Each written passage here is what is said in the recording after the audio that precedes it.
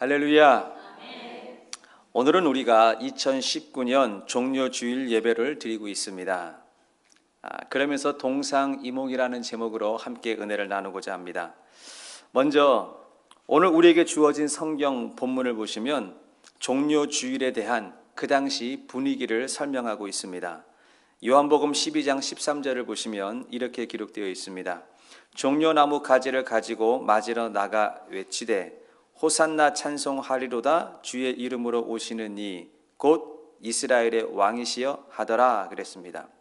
종료주일이란 예수님께서 유월절을 지키기 위해서 예루살렘으로 들어가실 때에 많은 사람들이 나와서 길거리에서 종려나무 가지를 흔들고 환영해 주었습니다. 그래서 종료주일이라고 부르는 것입니다. 자, 그렇다면 이 당시 종료주일의 분위기는 어땠을까요? 사람들이 종려나무 가지를 흔들며 예수님을 환영했습니다. 그런데 여기서 말하는 종려나무라고 하는 것은 팜추리를 뜻하는 겁니다. 이 팜이라고 하는 뜻이 손바닥이지 않습니까? 그래서 잎사귀가 넓은 나무를 우리는 종려나무, 팜추리 이렇게 이야기를 하는 겁니다. 자, 그러면 한번 생각해 보십시오. 사람들이 예수님이 들어오는 길에서 양쪽으로 도열을 했습니다. 사관생도들 같이. 그리고 팜추리 잎사귀가 큰 나무를 들고 양쪽에서 흔들기 시작을 했습니다. 굉장히 화려했을 것입니다. 고대 문헌들을 보시게 되면 왕들이 전쟁에서 승리하고 돌아올 때 종려나무 가지를 흔들면서 환영해 주었다고 합니다. 그리고 사람들이 이렇게 외쳤습니다. 호산나 호산나 찬송하리로다 이스라엘의 왕이여 이렇게 불렀습니다. 여기서 말하는 호산나라고 하는 뜻은요, 우리를 구원해 주십시오. 당신이 우리의 왕이 되어 주십시오. 이런 뜻이었습니다.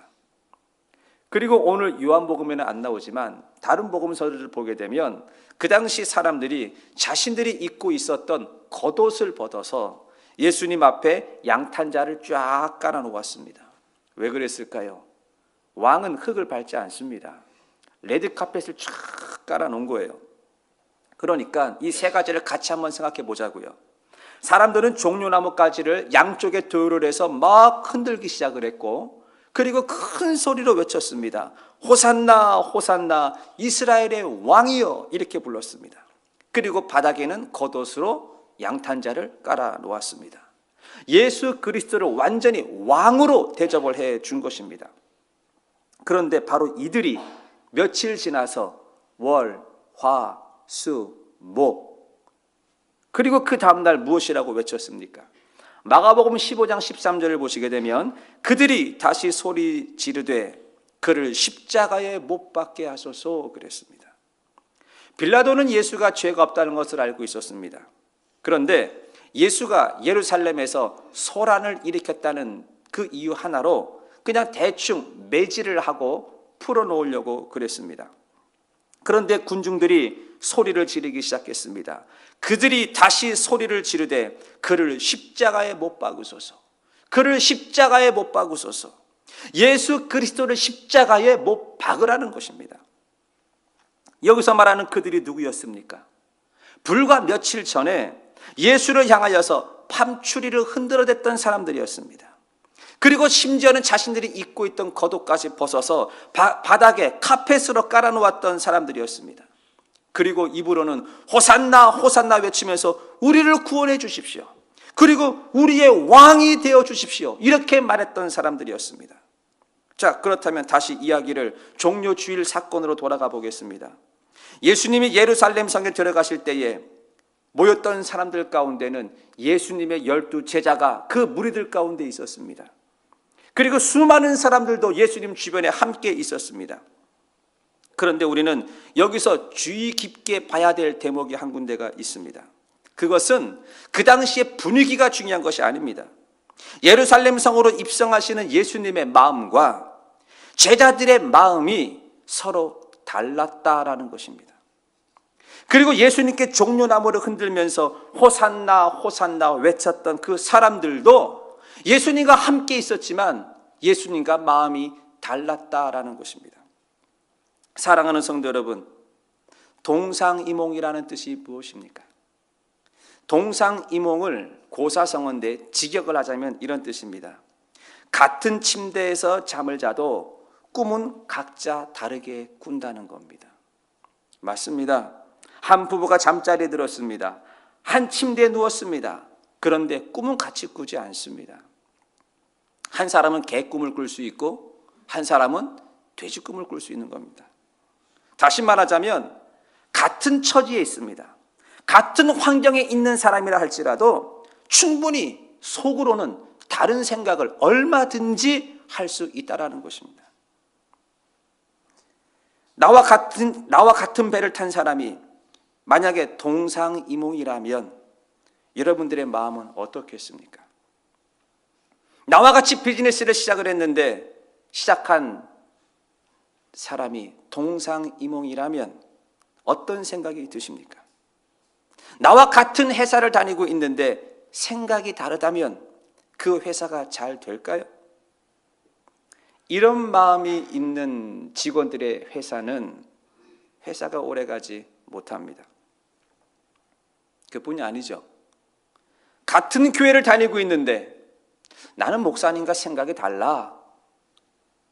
이런 마음을 갖고 있다면 그 성도의 신앙이 자랄까요? 아니 그 교회가 건강하고 그 교회가 부흥할 수 있을까요? 그러니 이 동상이몽이라고 하는 것은 내 삶에 있어서나 아니 성도의 신앙생활에 있어서 적이 되는 것은 분명한 것입니다. 저는 오늘 종려주일을 맞이하여 예배를 드리면서 예수님을 대하는 제자들과 군중들의 모습을 보면서 혹시나 우리에게는 이런 모습이 없는지 살펴보고자 합니다. 자, 그렇다면 예수님의 제자들은 왜 예수님과 함께 있었으면서 동상이몽의 모습을 보였을까요? 그것은 하나님을 믿는다 하면서 하나님의 말씀을 몰랐기 때문입니다. 사랑하는 성도 여러분, 제가 결론부터 말씀을 드리자면 성도는 하나님의 말씀을 모르면 딴소리를 하게 되어 있는 것입니다. 직분 그런 거 상관없습니다. 목사면 어떻고 장로면 어떻고 권사면 어떻고 집사면 어떻습니까? 성경을 모르는 사람들이 많습니다. 성경을 모르면 세상 이야기가 나올 수밖에 없는 거예요. 이것이 바로 영적인 동상이몽이 아니고 무엇이겠습니까? 요한복음 12장 14절에서 15절에 보시면 예수는 한 어린 나귀를 보고 타시니 이는 기록된 바 시온에 따라 두려워하지 말라. 보라 너의 왕이 나귀 새끼를 타고 오신다 함과 같더라 그랬습니다. 구약 성경에서는 구원자가 이 땅에 오시는 부분을 예언하고 있습니다. 그런데 구원자 메시아가 오실 때 어떻게 오시느냐?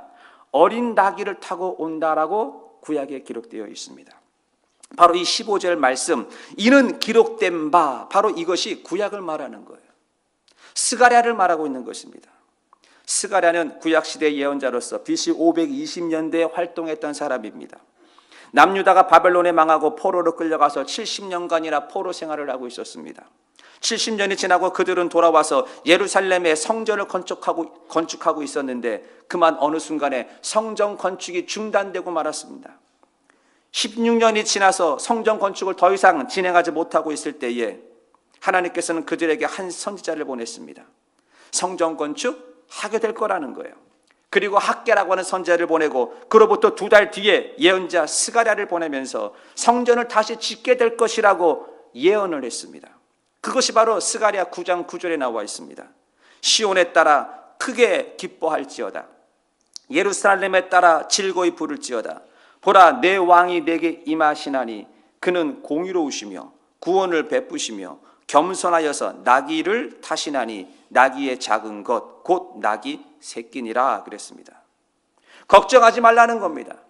성전 건축 다시 할 수 있다는 겁니다. 그뿐이 아니라 너희에게 메시아가 올 것이라는 거예요. 그런데 그 메시아는 어떤 분이냐? 공의로우시며 겸손하시며 나귀를 타고 오시는데 나귀 새끼를 타고 온다. 이렇게 예언되어 있었습니다. 자, 그런데 예수님의 제자들은 예수님이 나귀를 타고 있는 모습을 보면서 반응이 어땠습니까? 요한복음 12장 16절 상반절에 제자들은 처음에 이 일을 깨닫지 못하였다라고 합니다. 제자들은 예수님을 이해할 수가 없었습니다. 예수님이 유월절을 지키러 마을로 들어가면서 마지막이라고 암시를 주셨는데 그 마지막이라고 하는 뜻을 알아듣지 못했어요. 마을에 들어가서 나귀 새끼 한 마리를 끌고 오라 그랬는데 예수님이 왜 나귀를 끌고 오라고 하는지도 이유를 몰랐습니다. 그리고 나귀 새끼를 타고 예루살렘에 들어가시는데 왜 나귀 새끼를 타고 들어가야 되지? 그 이유를 알지 못했습니다. 왜 그랬을까요? 답은 간단합니다. 성경을 몰랐기 때문입니다. 예수님의 제자들은 유대인 아닙니까? 유대인들이 구약을 몰랐을 일은 없습니다. 그런데 예수님의 제자들이 하나님의 말씀을 몰랐다라고 하는 것이 아니라 정말 그 말씀에 담겨져 있는 뜻을 몰랐다라는 것입니다. 성경은 알지만 정말로 성경이 무엇을 말하는지 몰랐다라는 겁니다.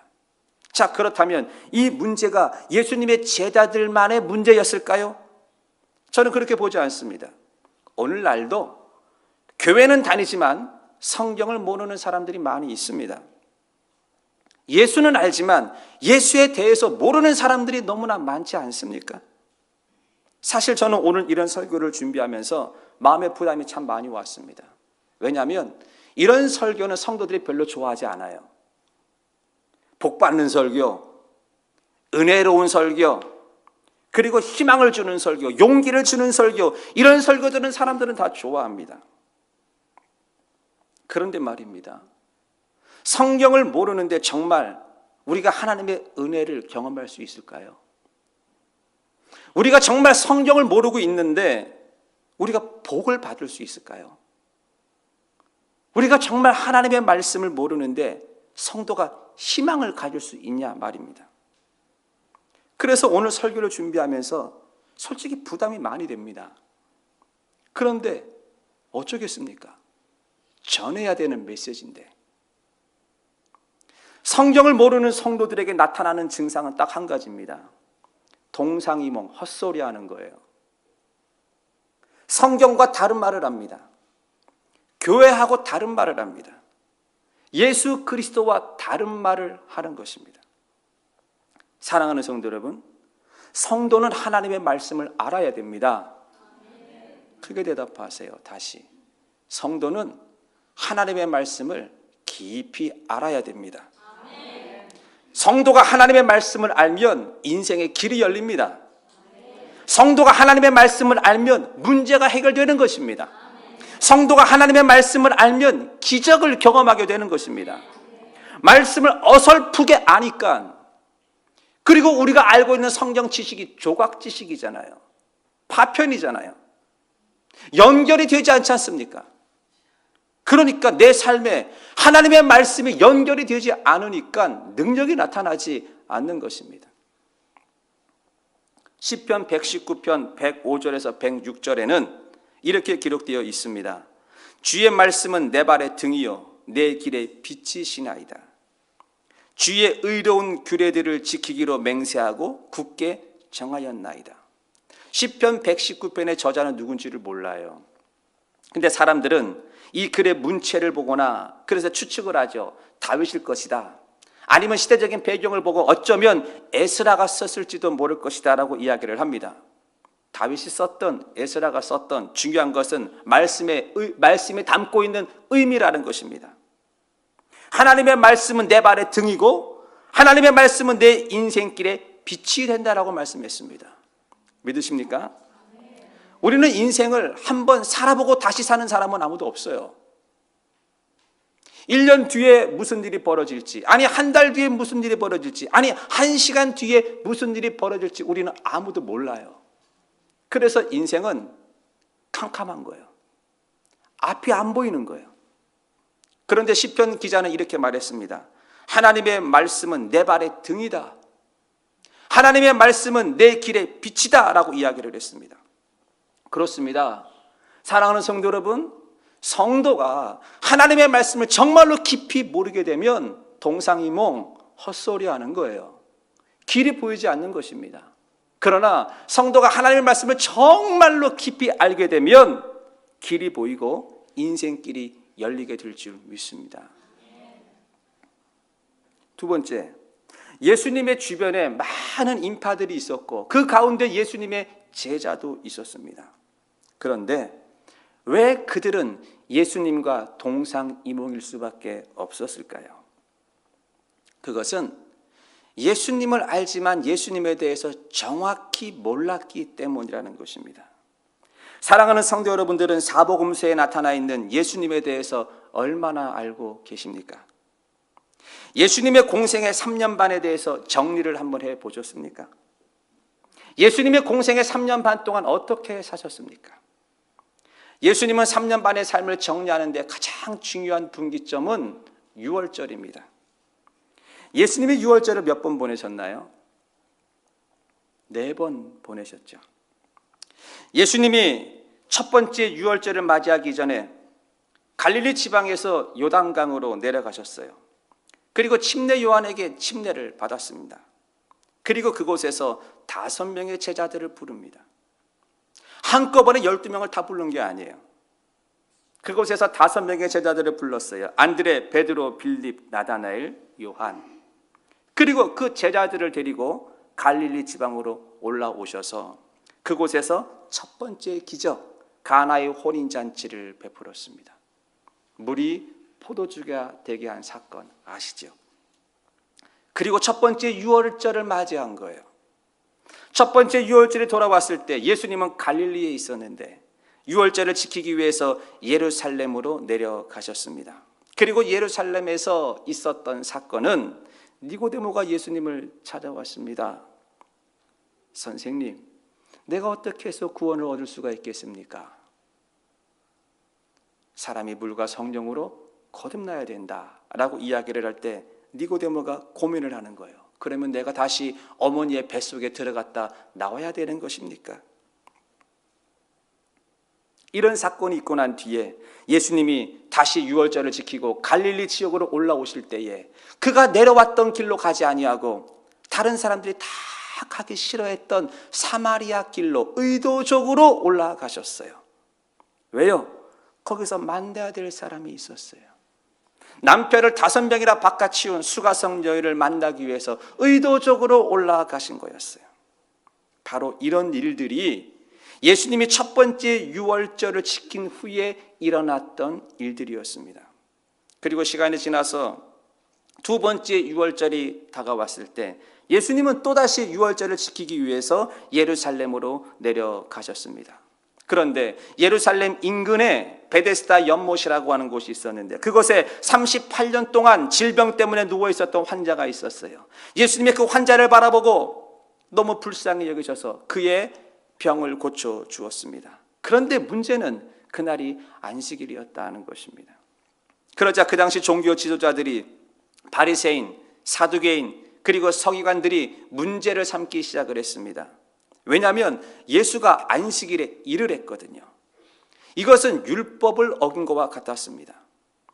근데 더 진짜 문제는 예수님의 말꼬리를 잡고 늘어지는 거였습니다. 그 당시 종교 지도자들이 예수님께 물었습니다. 너가 지금 누구의 권세로 이런 일을 행하느냐 그랬습니다. 그러자 예수님이 마태복음 12장 8절에 인자는 안식일의 주인이라 이렇게 말했습니다. 예수님이 자기 자신을 가리켜서 내가 안식일의 주인이라고 얘기를 했습니다. 대단하잖아요. 한 수 더 떠서 회당에 들어갔는데 회당에 한쪽 손 마른 사람이 있었어요. 예수님이 그 사람을 바라보고 한쪽 손 마른 손을 고쳐주셨습니다. 그랬더니 사람들이 예수님을 노골적으로 고발하기 시작했습니다. 안식일에 병을 고치는 게 맞냐? 라고 화를 내기 시작을 했습니다. 이때 예수님이 이런 말씀하셨어요. 마태복음 12장 12절에 안식일에 선을 행하는 것이 맞다. 완전히 기름에 불을 던져버린 것입니다. 이때부터 유대 종교 지도자들은 예수가 너무 괘씸한 거죠. 그래서 죽이려고 하는 마음을 먹었습니다. 왜냐하면 율법을 어겼고 더 심각한 것은 자기 자신이 안식일의 주인이래요. 이것은 곧 하나님을 모독한 것과 똑같았습니다. 그래서 예수를 죽이려고 마음을 먹고 있었어요. 그리고 세 번째 유월절이 되었을 때에 예수님은 예루살렘의 유월절을 지키기 위해서 내려가야 되는데 내려가지 않았어요.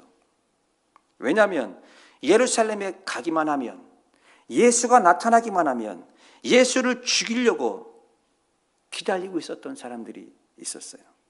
그러니까 예수가 겁이 나서, 예수님이 두려워서 예루살렘에 가신 것이 아니라 예수님은 아직까지 십자가를 져야 될 시기가 되지 않은 겁니다. 그래서 예루살렘에 가지 않은 거죠. 그렇다면 예수님은 그 세 번째 유월절에 예루살렘에 가지 아니하고 무엇을 했을까요? 바로 그때 갈릴리 지역에서 나머지 12명의 제자들을 다 불러 모았어요. 그리고 그 12명의 제자들을 데리고 산상수훈의 말씀을 주셨는데, 여러분, 그러니까 산상수훈이라고 하는 것은 불신자에게 준 게 아니죠.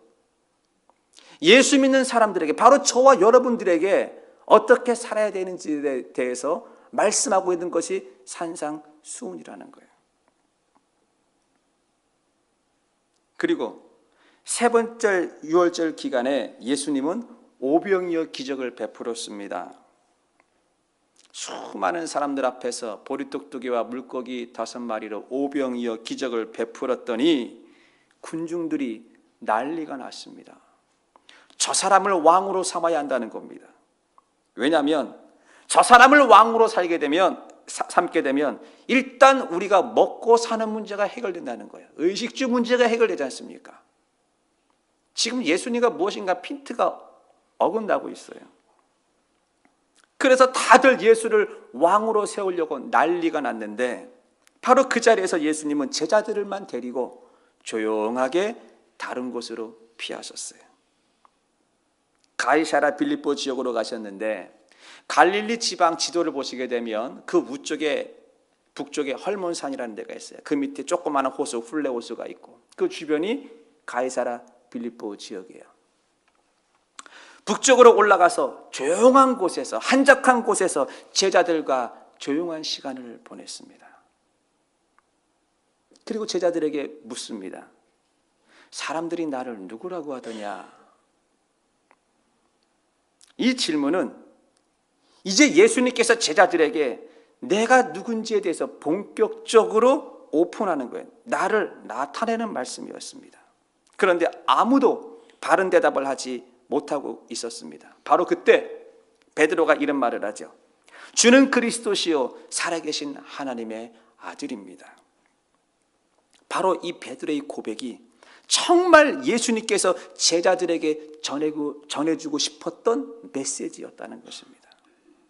그리고 이제 예수님은 네 번째 유월절을 지키기 위해서 예루살렘으로 가야 되는데, 마태복음 20장 20절에서 21절에 보시면 그때에 세베대의 아들의 어머니가 그 아들들을 데리고 예수께 와서 절하며 무엇을 구하는데, 예수께서 이르시되 무엇을 원하냐고 물었습니다. 그러자 나의 이 두 아들을 주의 나라에서 하나는 주의 우편에 하나는 주의 좌편에 앉게 해주십시오라고 부탁을 했습니다. 요한의 어머니 세베대가 아들들을 데리고 예수님을 찾아와서 치맛바람을 일으키는 거예요. 내 두 아들이 있는데 하나는 주님이 높은 자리에 갈 때 우리 아들을 하나는 우편에 좀 앉게 해주시고, 내 둘째 아들은 주님의 왼쪽 편에 좀 앉게 해주십시오 그랬습니다. 지금 예수님은 유월절, 마지막 유월절을 지키러 가기 위해서 예루살렘을 향해서 마음이 가 있었습니다. 그런데 요한의 어머니와 두 아들들은 지금 무슨 말을 하고 있는 것입니까? 동상이몽이었습니다. 마가복음 9장 34절을 보시게 되면 그들이 잠잠하니 이는 길에서 서로 누가 크냐 하고 쟁론했다 그랬습니다. 여기서 말하는 그들이란 예수님의 제자들을 말하는 거거든요. 그런데 그들이 왜 길거리에서 잠잠했을까요? 이것은 바로 그 앞에 예수님이 이런 말씀을 하셨어요. 인자가 사람의 손에 넘겨져 죽임을 당하고 3일 만에 살아날 것이다 라고 예수님이 직접 말씀을 했어요. 그런데 여기에는 아무런 대꾸가 없습니다. 못 알아들으니까. 동상이몽. 그래서 34절에 이 길에서 라고 말하는데 바로 이 길이 어떤 길일까요? 네 번째 유월절을 지키기 위해서 십자가를 지러 가는 길이었습니다. 죽으러 가는 길이었습니다. 그런데 예수님의 제자들은 길거리에서 무슨 말을 했습니까? 누가 더 크냐? 모두 다 동상이몽이었습니다. 예수님과 함께 있었습니다. 예수님과 함께 같은 길을 걸어가고 있었습니다.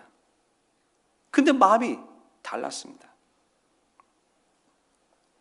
예수님은 예루살렘을 바라보시면서 우셨습니다. 제자들은 왜 우는지를 몰랐습니다. 사랑하는 성도 여러분, 성도는 예수님의 마음을 모르면 동상이몽이 되는 거예요. 종료주일을 맞이하여 예배를 드리고 있는 지금 우리의 마음은 어떻습니까? 지금 예수님의 마음이 어디에 있다고 생각을 하십니까? 예수님의 마음은 영혼에 관심이 있습니다. 저는 참 이런 말을 하고 싶지 않지만 작정한 거니까 하겠습니다. 만약에 교회가 영혼에 관심이 없다면 죄송하지만 교회가 아니지 않습니까? 목사가 영혼에 관심이 없다면 목사가 아니지 않습니까? 직분자들이, 성도들이 영혼에 관심이 없다면 우리가 왜 교회를 다니는 겁니까?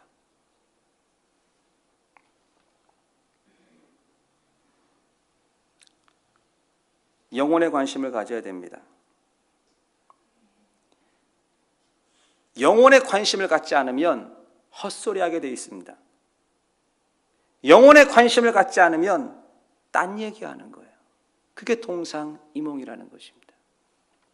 자, 그렇다면 세 번째로 우리가 이 동상이몽에서 벗어나는 길도 있죠.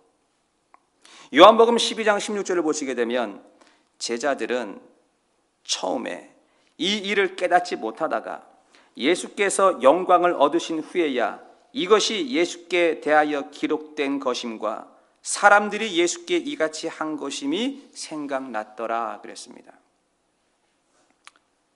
제자들이 처음에 이 일을 깨닫지 못했다고 그럽니다. 그리고 예수께서 영광을 얻으신 후에야 깨달았답니다. 여기서 말하는 예수께서 영광을 얻었다, 이 영광을 얻은 후라고 하는 것은 바로 십자가와 부활이에요. 그러니까 우리는 교회를 다니고 있고 예수를 알고 있지만 십자가와 부활을 경험하지 않으면 우리는 예수를 알 길이 없는 거예요. 예수님이 십자가에서 돌아가신 그 사건, 나를 위해서 돌아가신 그 사건이 내가 믿어져야 되는 것이고 정말로 내가 죽을 수밖에 없는 존재 아닙니까? 근데 예수님이 나를 대신해서 십자가를 지신 거예요. 내 죄가 그래서 십자가에서 깨끗하게 씻어진 것이에요. 그래서 십자가에 대해서 우리가 믿어질 때 우리는 다른 말을 하지 않게 되는 것입니다. 이 십자가를 경험하지 않은 사람은요, 불안해요. 교회를 아무리 오래 다니고 모태신앙이고 직분을 가지고 있고 봉사를 열심히 해도 십자가를 경험하지 않은 사람은 불안합니다. 왜냐하면 헛소리를 하기 때문에. 언제 헛소리를 하느냐? 나에게 위기가 다가왔을 때, 어려움이 다가왔을 때. 그래서 기독교는 십자가를 빼놓고 이야기할 수 없는 거예요. 제가 예전에 이런 설교를 했던 게 기억이 납니다. 십자가 안에는 부활이 들어 있습니다. 기억나십니까? 그래서 십자가와 부활은 따로따로 두 개의 사건으로 보지 마세요. 십자가는 십자가고 부활은 부활이다. 이렇게 보면 안 돼요. 그건 아주 위험한 거예요. 십자가와 부활은 하나의 사건인 것입니다. 그래서 십자가를 말하려면 반드시 부활까지 얘기해야 십자가의 완성이 이루어지는 거예요. 그리고 부활이라고 하는 것은 십자가가 없는데 어떻게 부활을 말할 수가 있겠습니까? 그러므로 십자가를 믿는 성도들은 부활을 당연하게 경험하게 되는 것입니다. 그러므로 성도는 십자가와 부활을 이야기하고 있는 성도는 이 동상이몽이 나올 수가 없는 것이죠. 사랑하는 성도 여러분, 우리가 예수님과 같은 말을 하고 같은 생각을 갖게 된다면 바로 십자가와 부활에 동참하게 되는 것입니다. 결론적으로 우리는 오늘 종료주일에 예수님께서 십자가를 지시러 예루살렘에 들어가시는 모습을 보았습니다. 그런데 예수님 곁에 모였던 수많은 군중들이나 심지어는 예수님의 제자들까지도 예수님과 동상이몽이었던 모습을 봅니다. 저는 이것이 오늘날 현대 그리스도인들의 모습이 아닌가라는 생각을 잠시 해보았습니다. 사랑하는 성도 여러분, 우리는 예수님을 정확하게 아는 것이 중요합니다. 대충 알아서는 안 되는 것입니다. 성경을 대충 알고 예수님을 대충 알면 반드시 결정적일 때, 힘들 때, 어려운 일이 다가올 때 동상이몽, 헛소리하게 돼 있고 다른 것을 바라보게 되어 있습니다. 좀 어려우면 교회 떠난다고 하잖아요. 조금 어려우면 하나님을 원망하잖아요. 우리는 하나님께 받은 은혜를 생각하지 못하고. 예수님이 누구십니까? 예수님이 왜 6월절에 예루살렘으로 가셔야만 했습니까? 예수님이 왜 종려주일에 나귀 새끼를 타셔야만 했습니까? 십자가와 부활을 모르면 이해할 수 없는 겁니다. 바로 이것이 우리가 2019년 종료주일에 예수님의 고난에 함께 동참하는 것이고 우리가 예수님과 함께 예루살렘에 입성하는 것입니다. 종료주일은 2000년 전의 사건이 아니라 바로 오늘 이 시간 지금 일어나고 있는 사건인 걸 믿으시기를 바랍니다. 종료주일을 잘 알아야 이제 내일부터 시작하는 고난주간에 우리가 동참할 수 있는 것 아니겠습니까? 고난주간에 여러분 종료주일의 의미를 깊이 묵상하시고 예수님이 왜 어린 나귀를 타셨는지 깊이 묵상하시고 우리가 내일부터 시작하는 1시간 저녁 기도에 참여하셔서 여러분들도 고난에 동참하시는 여러분들 되기를 주의 이름으로 축원을 드리겠습니다. 아멘.